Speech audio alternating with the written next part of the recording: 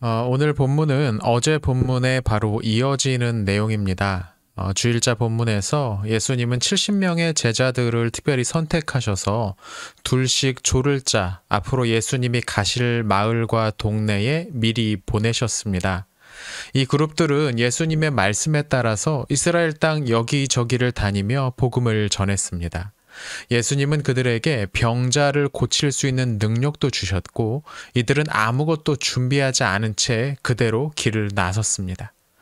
오늘 본문에는 그 결과가 실려 있습니다. 예수님의 말씀대로 행하고 돌아온 사람들은 한결같이 기쁨이 넘치는 얼굴이었습니다.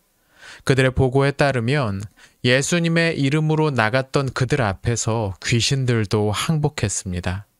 예수님은 이미 사탄이 하늘로부터 번개처럼 땅으로 떨어지는 것을 보셨다면서 하나님의 일을 한다면 그들이 뱀이나 전갈 같은 또 다른 위협들로부터도 안전할 것이라고 말씀하셨습니다. 그러나 주님은 당부하시기를 제자들이 정말로 기뻐해야 될 일은 그들이 귀신을 쫓고 사람들의 병을 고치고 위험한 것으로부터 벗어날 수 있었기 때문이 아니라 다른 것이라고 말씀하시죠. 바로 그들의 이름이 하늘에 기록된 것, 즉 하나님께서 그들을 기억하시는 것을 더 기뻐해야 한다고 말씀하셨던 겁니다. 하지만 그런 예수님도 제자들이 거둔 성과를 크게 기뻐하셨던 것 같습니다. 21절을 보면 그 흔적이 나오죠. 예수님을 믿는 사람들이 그분의 말씀에 따라 능력 있는 삶을 사는 것은 주님을 기쁘시게 하는 일입니다. 여기서 재미있는 사실을 깨닫게 되는데요. 주님은 우리를 기쁘게 해주시는 분이지만 우리 또한 그런 주님을 기쁘시게 해드리는 존재라는 겁니다. 아름다운 순환인 거죠. 제자들의 모습을 보고 기뻐하셨던 주님은 하나님께 기도하십니다. 예수님은 기도하실 때 하나님을 아버지라고 부르시는데요. 예수님 당시까지 하나님을 아버지라고 부르며 기도하는 습관은 유대인들에게서 발견되지 않는 매우 독특한 그런 모습이었습니다. 기도는 하나님과 그분을 아버지라고 부를 수 있는 우리 사이에 특별한 대화라는 것을 보여주는 부분입니다. 주님이 이 기도 가운데서 특별히 감사하셨던 것은 무엇이냐면 하나님께서 이 제자들에게 특별한 능력을 허락하셨다는 겁니다. 그런데 여기서 또 한 가지 주목해야 할 부분은 이것을 지혜롭고 슬기 있는 자들에게는 숨기시고 어린 아이들에게는 나타내심을 감사하나이다 라는 부분입니다.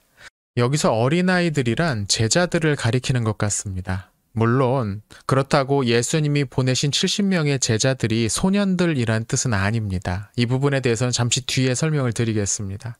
그렇다면 여기에서 이 어린 아이들과 대조되는 지혜롭고 슬기 있는 자들이란 누구를 가리키는 것일까요? 전통적으로 유대인들은 율법을 연구하고 가르치는 학자들이 하나님의 뜻에 가깝다고 생각했습니다. 이들의 전문적인 지식은 특별한 지위를 보장해주는 핵심 요소였죠. 그런데 예수님의 기도에서 반전이 일어납니다. 어린아이처럼 예수님을 의지하고 순종하는 이들이 하나님의 뜻을 더 바르게 깨닫게 된다는 것이죠. 이들은 세상이 보기에 어린아이처럼 지혜가 부족해 보이지만 낮은 자를 높이시는 하나님은 그들에게 가장 큰 지혜를 주십니다. 오늘 우리도 기뻐했으면 좋겠습니다. 예수님의 말씀처럼 우리의 이름도 하늘에 기록되어 있기 때문입니다. 생활하다 보면 늘상 다양한 문제들이 일어나곤 합니다. 그런 일들이 반복되다 보면 우리가 기뻐해야 될 가장 중요한 이유도 잊어버릴 수 있죠. 그래서 늘 다시 기억할 수 있도록 반복적으로 이 사실을 떠올려야 됩니다. 우리가 날마다 말씀을 묵상해야 하는 이유도 여기에 있죠. 사회 전반적으로 교회를 바라보는 눈이 그리 곱지 않은 시기입니다. 물론 기독교라는 이름을 걸고 비상식적인 행태를 보이는 사람들이 많기 때문입니다. 근데 이런 상황이 길어지다 보니 왠지 침울해지는 것 같기도 합니다. 하지만 여러분, 우리는 기뻐해야 할 사람들입니다. 기독교는 기쁨의 종교입니다.